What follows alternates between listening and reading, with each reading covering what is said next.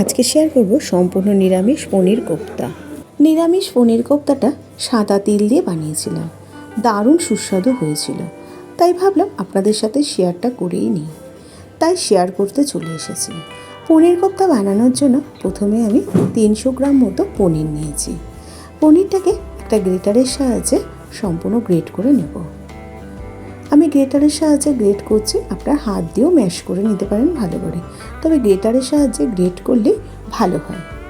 সমস্ত পনিরটা গ্রেট করা হয়ে গেছে।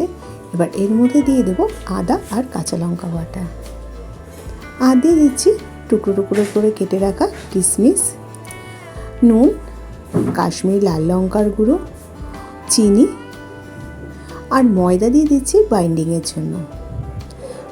ধনেপাতা দিয়ে দিলাম কিছুটা। এবার সমস্ত কিছুকে হাত দিয়ে ভালো করে মিশিয়ে নেব। যদি জল লাগে 1 চামচ মতো জল দিতে পারে, তবে বেশি জল বা বেশি ময়দা দেওয়ার প্রয়োজন নেই। ভালো করে মাখিয়ে নেওয়া হয়ে গেছে। এবার এর থেকে ছোট ছোট করে লেচি কেটে নেব। আমি গোল গোল শেপ করছি, আপনারা আপনাদের মতো করে শেপ করে নিতে পারেন। ঠিক এইভাবে আমি শেপগুলো করে নিয়েছি। সমস্ত কোপ্তাগুলোকে একই রকমভাবে গড়ে নিয়েছি। এবার কোপ্তাটাকে সাইডে রেখে দেব। কাজু বাদাম, পোস্ত আর নিয়ে নিলাম 3 চামচ সাদা তেল। সামান্য একটু জল দিয়ে একটা মিহি পেস্ট তৈরি করে রেখে দেব, পরে আমি রান্নাতে ব্যবহার করব।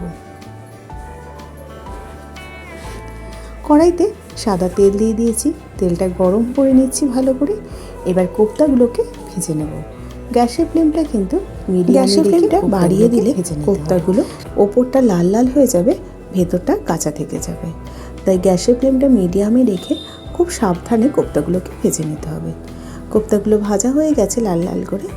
এবার কোপ্তাটাকে অন্য পাত্রে তুলে রেখে দেবো। ওই একই রকমভাবে বাকি কোপ্তাগুলোকেও আমি ভেজে নেব। বাকি কোপ্তাটাও দিয়ে দিচ্ছি কড়াইতে। গ্যাসের ফ্লেমটা কিন্তু অবশ্যই মিডিয়ামে রাখতে হবে। কোপ্তাগুলো ভাজা হয়ে গেছে। কোপ্তা ভাজা তেলের মধ্যে আমি রান্নাটা করে নিচ্ছি। 3টে তেজপাতা দিয়ে দিলাম, আর দিয়ে দিচ্ছি 1/2 চামচ গোটা জিরে। ফোড়ন থেকে একটা মিষ্টি গন্ধ বেরোতে শুরু করেছে। সেই সময় 1.5 চামচ মতো আদা আর লঙ্কা বাটা দিয়ে দিলাম। 5টা কাঁচা লঙ্কা আর 1/2 ইঞ্চি মতো আদা বেটে রেখেছিলাম, সেটা দিয়ে দিলাম। আদা কাঁচা লঙ্কাটাকে দিয়ে 1 থেকে 1.5 মিনিট কষিয়ে নেওয়ার পর টমেটোর টুকরোগুলো দিয়ে দিলাম। একটা বড় সাইজের টমেটো ছোটো ছোটো টুকরো করে রেখেছিলাম, সেটা দিয়ে দিলাম। টমেটো ভাজার সময় আমি নুন দিয়েছিলাম, সেই নুনের ভিডিওটা আমার নেওয়া হয়নি। টমেটোটা নরম হয়ে গেছে। এবার দিয়ে দিচ্ছি 1 চামচ ধনে গুঁড়ো, 1 চামচ জিরে গুঁড়ো, 1 চামচ হলুদ গুঁড়ো, 1 চামচের থেকে একটু বেশি কাশ্মীরি লাল লঙ্কার গুঁড়ো, পরিমাণ মতো নুন দিয়ে মশলাটাকে কষিয়ে নেব। মশলা যাতে ভালো করে কষানো যায় আর পুড়েও না যায়, তার জন্য দিয়ে দিলাম সামান্য একটু জল। গ্যাসের ফ্লেমটা মিডিয়ামে রেখে মশলাটাকে খুব সুন্দর করে কষিয়ে নেব। মশলাটা খুব সুন্দর কষানো হয়ে গেছে, তেলটা সেপারেট হতে শুরু করেছে।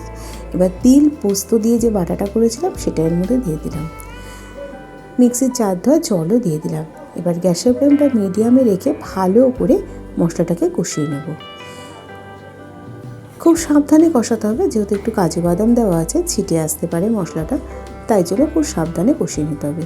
তেলটা সেপারেট হতে শুরু করেছে, সেই সময় কিছুটা কিশমিশ দিয়ে দিলাম। কিশমিশটা অপশনাল, যদি পছন্দ না করেন নাও দিতে পারেন, তবে ঝোলটা কিশমিশ দিলে ভালো হয়। মশলাটা খুব সুন্দর কষানো হয়ে গেছে। এবার গ্রেভির জন্য আমি জল দিয়ে দিচ্ছি। জলটা দিয়ে চিনি দিয়ে দিলাম, 1 চামচ গরম মশলা গুঁড়ো আর 1 চামচ ঘি দিয়ে দিলাম।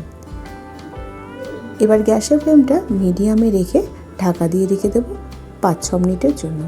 5-6 মিনিট পর ঢাকাটা খুলে নিলাম। ঝোলটা খুব সুন্দর করে ফুটে গেছে। এবার যে কোপ্তাগুলো ভেজে রেখেছিলাম সেই কোপ্তাগুলো এর মধ্যে দিয়ে দেবো। কোপ্তাটা দেওয়ার আগে আমি ঘি আর গরম মশলাটা দিয়ে দিলাম, কারণ কোপ্তাটা দেওয়ার পরে ঘি গরম মশলাটা দিলে নাড়াচাড়া করলে কোপ্তাটা ভেঙে যেতে পারে। তাই জন্য ঘি গরম মশলাটা দিয়ে ভালো করে ফুটিয়ে নিয়ে তারপরে আমি কোপ্তাগুলো দিয়ে দিচ্ছি। কোপ্তাটাকে দিয়ে কিন্তু বেশিক্ষণ আর ফোটানোর দরকার নেই।